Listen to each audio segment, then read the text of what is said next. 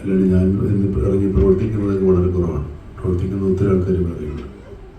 എന്നെ ഒരു മുമ്പിൽ നിർത്തി നമ്മളിങ്ങനെ നിൽക്കില്ല, പ്രതീകം പോലെ എന്നെ ഇവിടെ നിർത്തിയിട്ട് ഇവരാണ് പ്രവർത്തിക്കുന്നത്. എന്നോട് ചോദിക്കുന്നൊക്കെ ഉണ്ട്, ശരിയാണില്ലെന്നല്ല ഞാൻ പറയുന്നത്. എൻ്റെ അഭിപ്രായങ്ങൾ ആരായാറുണ്ട്, അത് അവർക്ക് ചെയ്ത തരത്തിൽ അവർ സ്വീകരിക്കാറുണ്ട്. 16 വർഷം ഇതിങ്ങനെ പ്രവർത്തിച്ചുകൊണ്ട് വിവിധ ആശയങ്ങൾ, വിവിധ പ്രോഗ്രാമുകളൊക്കെ ആയിട്ട് വരുന്നത് വളരെ സന്തോഷകരമായൊരു കാര്യമാണ്. അതിനൊരു ഭാഗമാകുന്നത്. ഇതിനകത്ത് ഞാനിതിൽ ചേർന്നതിനല്ല, എന്നെ ഇതിൽ ചേർത്തതിനാണ് ഞാൻ നന്ദി പറയുന്നത്.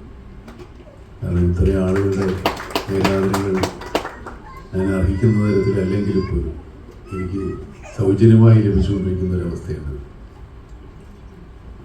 അതിൽ ഇതൊരു മഹാഭാഗ്യമായിട്ട് കരുതിയാണ്. കേരള ഷെയറിൻ്റെ ഓരോ പുതിയ കാൽവയ്പ്പുകളിലും പ്രോഗ്രാമുകളിലൊക്കെ അവരെന്നെ ഉൾപ്പെടുത്താറുണ്ട്. അതിലും വളരെ സന്തോഷം. ഇവിടെ കേരള ഷെയറിൻ്റെ 16-ാം വാർഷികത്തിനപ്പുറത്തേക്ക് ഒരു പത്മശ്രീ ആഘോഷിക്കുന്നത് കൊണ്ട് ഞാൻ സന്തോഷം. പത്മഭൂഷൺ ഞാൻ തന്നെ മറന്നിരിക്കുന്നു. അത് നിങ്ങൾക്കൊക്കെ ആഘോഷിക്കാനുള്ള ഒരു വാക്കാണ്.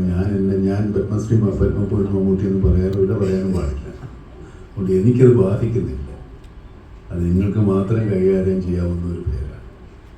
എന്നെ മമ്മൂട്ടി എന്ന് മാത്രം വിളിച്ചാലും മതി. പക്ഷേ ഞാൻ മമ്മൂട്ടി മാത്രമാണ്. നിങ്ങൾക്കൊക്കെ പത്മഭൂഷൺ ആവട്ടെ. നമ്മുടെ ഒരു ലെറ്റർ പാഡിൽ പോലും എനിക്ക് വെക്കാൻ പറ്റില്ല.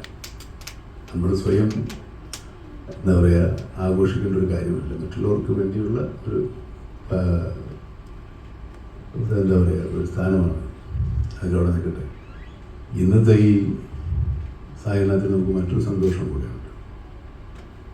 ഈ കാതോട് കാതൂരം എന്ന ശ്രവണ സഹായ ഓപ്പറേഷന് വേണ്ടിയുള്ള പ്രോജക്റ്റ്, അത് വളരെ സന്തോഷം തോന്നിയ ഒന്ന്. അത് തുടക്കം തന്നെ നല്ല സംഗീതത്തിൻ്റെ അകമ്പടിയോടുകൂടിയാണ്. കാത് കേൾക്കാൻ വയ്യാത്ത ആളുകൾക്ക് നമ്മൾ കേൾക്കുന്ന പല സംഗീതം ഉൾപ്പെടെ പ്രകൃതിയിലെ ശബ്ദങ്ങൾ, നമ്മുടെ സംസാരം, ഭാഷകൾ ഒന്നും കേൾക്കാനോ ആസ്വദിക്കാനോ സാധിക്കാത്ത ഒത്തിരി ആളുകളുണ്ട്. എനിക്ക് തന്നെ പരിചയമുള്ള ഒത്തിരി പേരുണ്ട്. ഞാൻ ഷൂട്ടിങ്ങിനിടയ്ക്ക് ഒരാൾക്കൊരു ശ്രവണയന്ത്രം വാങ്ങിച്ചു കൊടുത്തിരുന്നു കാതിൽ വയ്ക്കാൻ. അയാളത് കുറച്ചു നേരം വെച്ചിട്ട് എടുത്തെറിഞ്ഞു കളഞ്ഞു. കാരണം ശബ്ദം എന്ന് പറയുന്ന അയാൾക്ക് ഒരിക്കലും അനുഭവം ഉണ്ടായിട്ടില്ല. അയാൾ അനുഭവിച്ചിട്ടില്ല. അതെന്തൊരു ഭീകരാവസ്ഥയിലേക്ക് അയാൾ പോവുകയും അയാൾ പിന്നീട് ഒരിക്കലും ആ ശ്രവണ സഹായം ഉപയോഗിച്ചിട്ടില്ല, ഇപ്പോഴും ഉപയോഗിക്കുന്നില്ല. അപ്പോൾ അതിനെ സംബന്ധിച്ചുള്ള വിവരം എന്താ പറയുക, ഇതിനെക്കുറിച്ച് ബോധവൽക്കരിക്കുക എന്ന് തന്നെ ഒരു വലിയ കാര്യമാണ്. കാരണം ഇതൊരു പുതിയ അനുഭവമാണ്. നമുക്ക് പഞ്ചേന്ദ്രിയങ്ങൾ കൊണ്ടുള്ള പല കാര്യങ്ങളും നമ്മളറിയാതെ ഭാഗ്യവാന്മാരായി നമുക്കൊക്കെ ഉണ്ട്. പല പഞ്ചേന്ദ്രിയങ്ങളും, കണ്ണ്, കാഴ്ച, സംസാരശേഷി, കേൾവിയില്ലായ്മ, അങ്ങനെ ഒരുപാട് കുറവുകളുള്ള ഒത്തിരി മനുഷ്യർ നമ്മുടെ ഇടയിലുണ്ട്.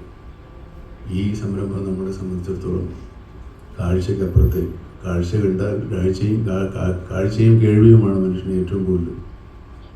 ശ്വാസം വലിക്കുകയും ശ്വാസം വലിക്കുമ്പോൾ നമ്മൾ ശ്വാസം വലിച്ച് മണമില്ലെങ്കിലും ശ്വാസം വലിക്കും. ചിലർക്ക് അതുമില്ല. കുറേ കാലത്തേക്ക് എനിക്കില്ലായിരുന്നു ഇതൊന്നും. ഇപ്പോൾ കുറച്ച് കിട്ടി തുടങ്ങിയിട്ടുണ്ട്. അപ്പോൾ ഇതൊക്കെ നമുക്ക് ഇല്ലാത്തപ്പോഴേ അതിൻ്റെ വില അറിയുള്ളൂ. നമ്മൾ ശബ്ദം കുറച്ച് വയ്ക്കുകയും മിണ്ടാതിരിയാടാന്നൊക്കെ പറയുമ്പോൾ നമ്മൾ കേൾക്കുന്നതുകൊണ്ടാണ്. കേൾക്കാത്തവരത് ആരും അങ്ങനെ പറയാറില്ല. നമുക്ക് പാട്ടിഷ്ടമാണ്, ചില പാട്ടിഷ്ടമല്ല, ചില ശബ്ദം ഇഷ്ടമില്ല, ഒക്കെ നമുക്ക് കേൾക്കുന്നതുകൊണ്ടാണ് നമ്മുടെ ഇഷ്ടങ്ങളൊക്കെ നടക്കുന്നത്. കേൾക്കാത്തവർക്ക് എന്തെങ്കിലും കേട്ടാൽ മതി എന്ന് ആഗ്രഹിക്കുന്ന ഒരവസ്ഥയുണ്ട്. കേൾവി കുറഞ്ഞു വരും ചിലപ്പോൾ പ്രായം കൂടുതലാണ്. അപ്പോൾ കേൾവി നമ്മുടെ ഒരു അനുഗ്രഹമാണ്. അത് ജന്മനാ നഷ്ടപ്പെട്ടവർക്ക് അവർക്ക് അതിനുള്ളൊരു അവസരം ഉണ്ടാക്കി കൊടുക്കുക എന്ന് പറയുന്നത് നമുക്ക് ചെയ്യാവുന്നൊരു വലിയ കാര്യമാണ്.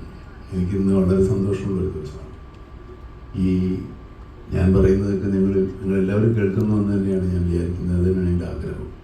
കേൾക്കാത്ത ഒത്തിരി പേർക്ക് വേണ്ടിയുള്ള ഈ എൻ്റെ ശബ്ദം മാക്സിമം പേർക്ക് എത്തിച്ചു കൊടുക്കാൻ സാധിക്കുന്ന എനിക്ക് വളരെ സന്തോഷമുണ്ട്.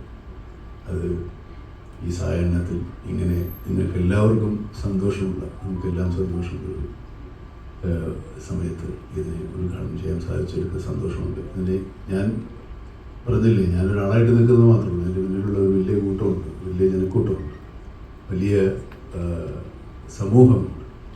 ഇതിൻ്റെ പ്രവൃത്തികൾ ചെയ്യും, അതിനെ അംഗീകരിക്കുകയും ചെയ്യുന്ന ഒരു സമുദായം നമുക്കുണ്ട്.